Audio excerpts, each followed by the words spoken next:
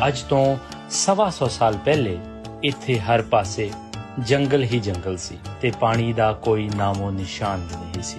ਜਿੱਥੇ ਵੀ ਪਿੰਡ ਦੇ ਲੋਕ ਵਸਦੇ ਸਨ, ਇਹਨਾਂ ਵਾਸੀਆਂ ਨੂੰ ਜੰਗਲੀ ਆਖਿਆ ਜਾਂਦਾ ਸੀ। ਇਸ ਇਲਾਕੇ ਨੂੰ ਸਾਂਦਲਬਾਰ ਦੇ ਨਾਮ ਨਾਲ ਪੁਕਾਰਿਆ ਜਾਂਦਾ ਸੀ। ਇਤਿਹਾਸਕਾਰ ਲਿਖਦੇ ਹਨ ਕਿ lieutenant governor mister James loyal ਨੇ 1885 ਵਿੱਚ ਲਾਹੌਰ ਤੋਂ ਚੰਗ ਸਫ਼ਰ ਕਰਦਿਆਂ ਹੋਇਆਂ ਇਸ ਬੇਆਬਾਦ ਇਲਾਕੇ ਦੀ ਜਾਂਚ ਪੜਤਾਲ ਕੀਤੀ। ਜੇਮਸ ਲਾਇਲ ਨੇ ਇਸ ਇਲਾਕੇ ਦੀ ਜ਼ਰਖੇਜ਼ੀ ਨੂੰ ਵੇਖਦਿਆਂ ਹੋਇਆਂ ਇਸ ਇਲਾਕੇ ਨੂੰ ਆਬਾਦ ਕਰਨ ਦਾ ਮਨਸੂਬਾ ਬਣਾਇਆ। ਇਸ ਸ਼ਹਿਰ ਨੂੰ ਆਬਾਦ ਕਰਨ ਲਈ ਸਭ ਤੋਂ ਜ਼ਿਆਦਾ ਜ਼ਰੂਰਤ ਪਾਣੀ ਦੀ ਸੀ, ਲਿਹਾਜ਼ਾ ਸ਼ਹਿਰ ਦੀ ਤਾਮੀਰ ਲਈ ਸਭ ਤੋਂ ਪਹਿਲਾਂ ਰੱਖ ਬ੍ਰਾਂਚ ਨਹਿਰ ਦੀ ਤਾਮੀਰ ਦਾ ਆਗਾਜ਼ ਕੀਤਾ।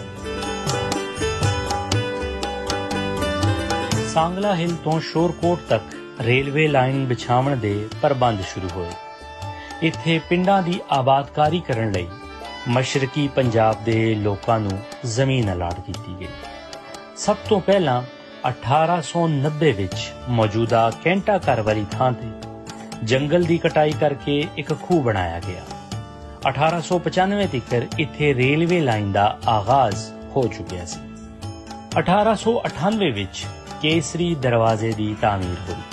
ਇਹ ਦਰਵਾਜ਼ਾ ਲਾਲਾ ਮੋਹਨ ਲਾਲ ਨੇ ਤਾਮੀਰ ਕਰਵਾਇਆ। ਇਸ ਦਰਵਾਜ਼ੇ ਦੇ ਕੁਝ ਹੀ ਫੁੱਟ ਦੇ ਫਾਸਲੇ ਤੇ ਇੱਕ ਗੁੰਮਟੀ ਵੀ ਤਾਮੀਰ ਕਰਵਾਈ ਗਈ। ਲਾਇਲਪੁਰ ਦੇ 8 ਬਾਜ਼ਾਰ ਤੇ ਇਹਨਾਂ 8 ਬਾਜ਼ਾਰ ਦੇ ਆਮਣੇ ਸਾਹਮਣੇ ਰਿਹਾਇਸ਼ੀ ਮਕਾਮਾਤ 1898 ਵਿੱਚ ਮੁਕੰਮਲ ਹੋ ਚੁੱਕੇ ਸਨ।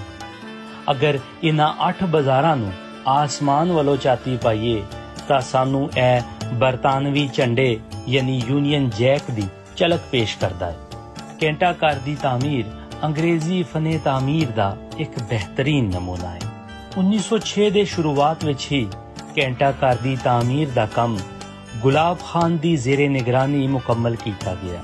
ਕਿਹਾ ਜਾਂਦਾ ਹੈ ਕਿ ਗੁਲਾਬ ਖਾਨ ਦਾ ਤਾਲੁਕ ਉਸੇ ਖਾਨਦਾਨ ਨਾਲ ਸੀ ਜਿਸ ਨੇ ਆਗਰਾ ਦੇ ਮੁਕਾਮ ਤੇ ਤਾਜ ਮਹਿਲ ਬਣਾਇਆ ਸੀ। ਕੈਂਟਾ ਘਰ ਵਿੱਚ ਨਸਬ ਹੋਣ ਵਾਲੀ ਘੜੀਆਂ ਮੁੰਬਈ ਤੋਂ ਲਿਆਈਆਂ ਗਈਆਂ।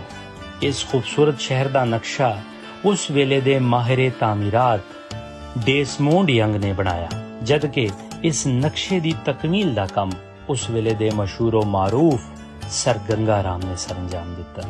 ਲਾਇਲਪੁਰ ਦੀ ਅਕਸਰੀਅਤ ਸਿੱਖਾਂ ਤੇ ਹਿੰਦੂਆਂ ਤੇ ਮੁਸ਼ਤਮਿਲ ਸੀ। ਦੱਸਿਆ ਜਾਂਦਾ ਹੈ ਕਿ ਵੰਡ ਤੋਂ ਪਹਿਲਾਂ ਲਾਇਲਪੁਰ ਦੀ ਕੁੱਲ ਆਬਾਦੀ ਦਾ 85% ਹਿੱਸਾ ਸਿੱਖਾਂ ਤੇ ਹਿੰਦੂਆਂ ਤੇ ਮੁਸ਼ਤਮਿਲ ਸੀ, ਜਦਕਿ ਮੁਸਲਮਾਨਾਂ ਦੀ ਗਿਣਤੀ 15% ਤੋਂ ਵੀ ਘੱਟ ਸੀ। ਡਿਗਲਸਪੁਰਾ ਤੇ ਗੁਰੂ ਨਾਨਕਪੁਰਾ ਤੋਂ ਇਲਾਵਾ ਇੱਥੇ ਇੱਕ ਹੋਰ ਕਾਲੋਨੀ ਵੀ ਬਣਾਈ ਗਈ ਜਿਸ ਦਾ ਨਾਮ ਗੋਬਿੰਦਪੁਰਾ ਰੱਖਿਆ ਗਿਆ।